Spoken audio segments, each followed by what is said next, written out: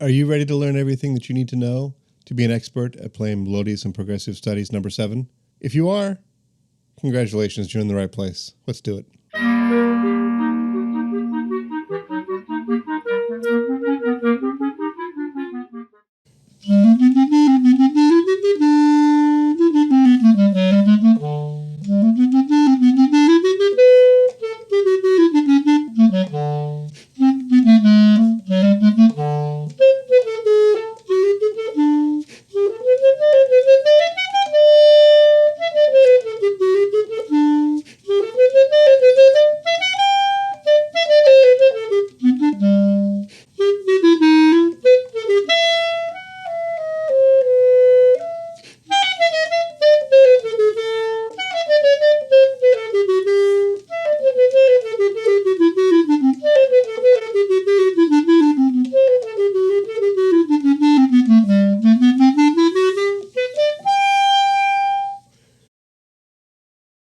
Hello and welcome to Woodwind Ninja. My name is Jay. Today we're going to talk about everything that you need to know to become an expert on Melodious and Progressive Studies number 7 by David Hite. The first thing we should do is practice our scale. This scale is A major. It has 3 sharps, F sharp, C sharp, and G sharp. As you might anticipate from the name, it starts on A, ends on A. We're going to start this particular scale on this particular day on low A, like this. We're going to go up to high A above the staff, A, B, C sharp, D, E, F sharp, G sharp, A, B, C sharp, D, E, F sharp, G sharp, A, and then back down to low E, and back up to A. To make that a little easier, I've written it out, and I'm going to put it right here. Let's play it together.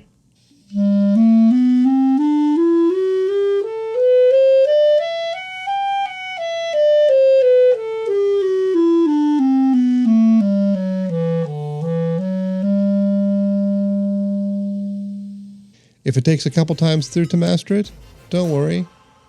Take the time you need, really master this scale, because it's going to really help us as we proceed through this etude.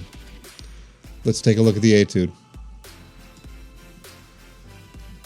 As promised, this etude has 3 sharps, F sharp, C sharp, and G sharp.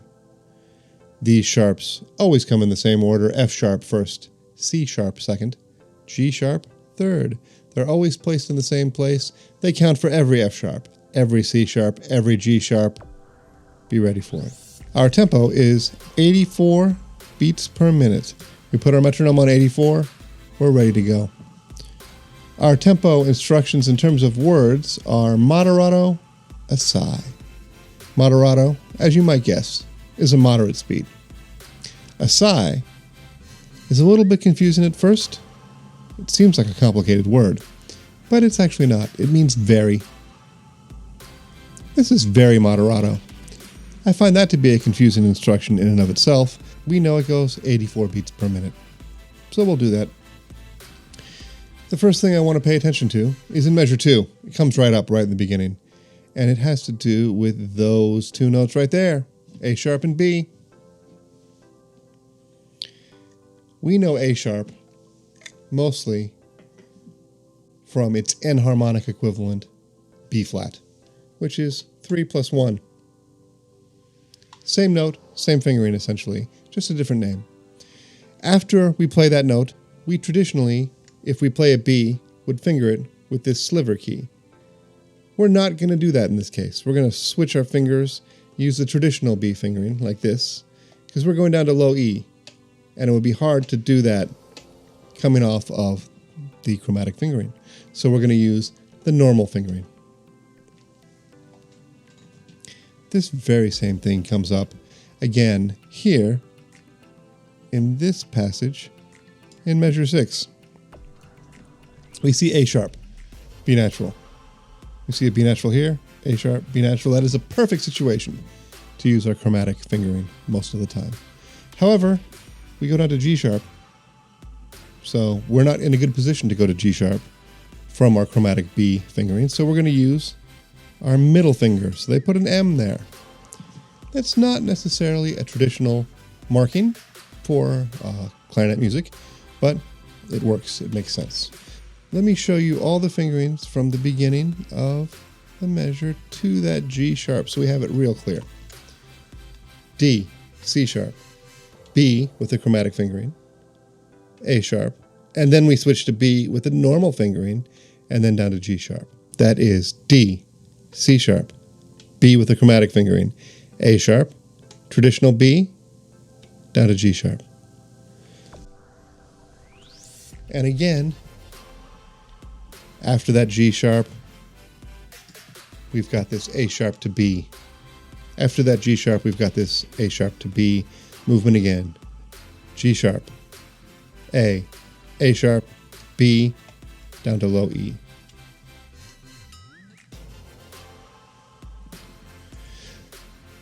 So there are a few times when we're going to use a chromatic passage without the chromatic fingerings, which is unusual. Looking ahead in measure 11, measure 12, and measure 13, we've got some accidentals that are E sharp. E sharp is the enharmonic equivalent of F. So every time we see an E sharp, we finger what feels like an F. In all of these situations, we have chromatic fingerings that we should use.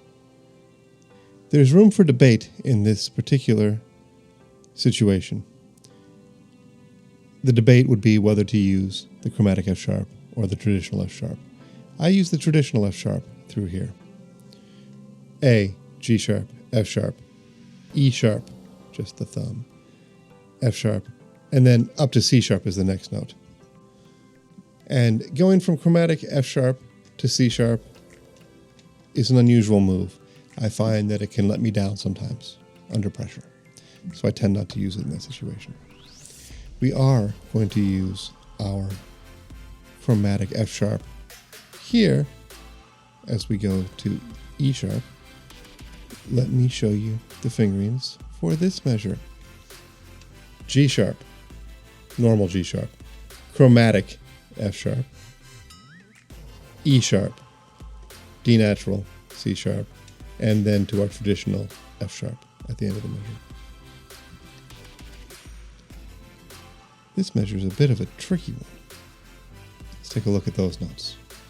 A, G sharp, F sharp chromatic, E sharp, F sharp traditional. So those are all the trick fingerings in this one. They should all be somewhat familiar to you and within your grasp without too much of a problem. So listen to me play it one more time, but better than just listen, play along, join me. I bet you're ready. Thanks for visiting Woodwind Ninja. We'll be doing more of these. If you found this helpful, please come on back, like and subscribe. We'll see you here again for more lessons. Thank you very much. See you next time.